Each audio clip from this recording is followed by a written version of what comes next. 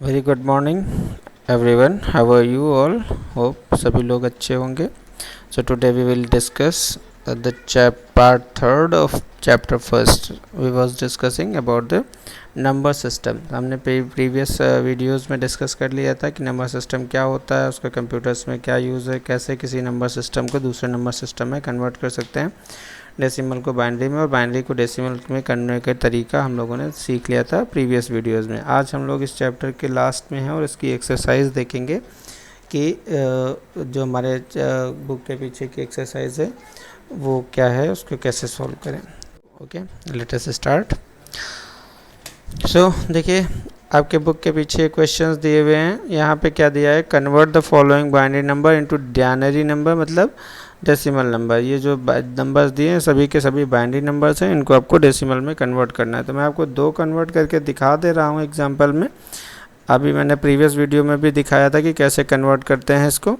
मैं यहाँ फिर से दो कन्वर्ट करके आपको दिखा दे रहा हूँ. उसी टेक्निक से आप बाकी को भी कर लीजिएगा, ठीक है. सो यहाँ पे देखिए, हमारे पास दो नंबर्स दिए हुए हैं. हमने सबसे पहले क्या किया है, सबसे पहले हमने नंबर लिख लिया अपना, जो भी हमें लिखना होगा नंबर, जो भी हमारा नंबर होगा. ये हमारा नंबर था, बाइनरी नंबर, ये हमने लिख लिया.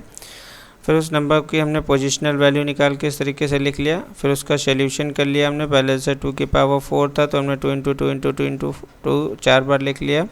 फिर 2 की पावर 3, 2 की पावर 2, 2 की पावर 1 एंड 2 की पावर 0.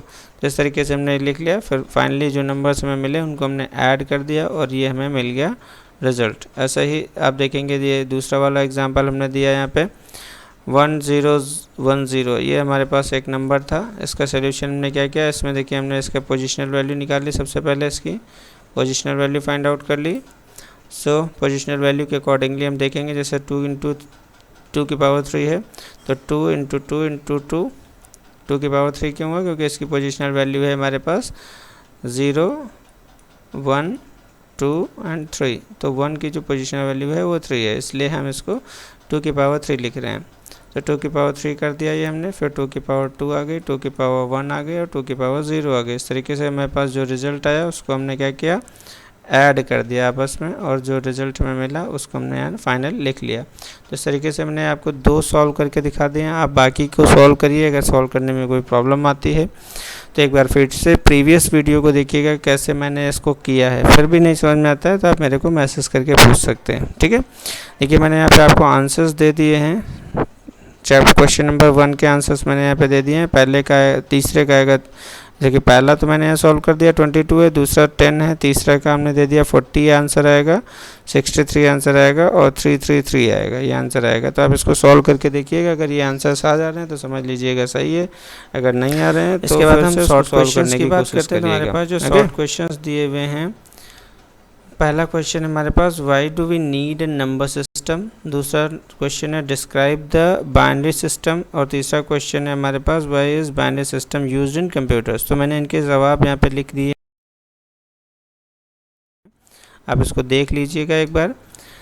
और ऐसा ही आप अपनी कॉपी में, फेयर कॉपी में एज इट इज़ नोट कर लीजिएगा इसे. दोनों ही क्वेश्चंस के जवाब, question number 1 and question number 2 के जवाब आपके फेयर कॉपी में नोट होने चाहिए.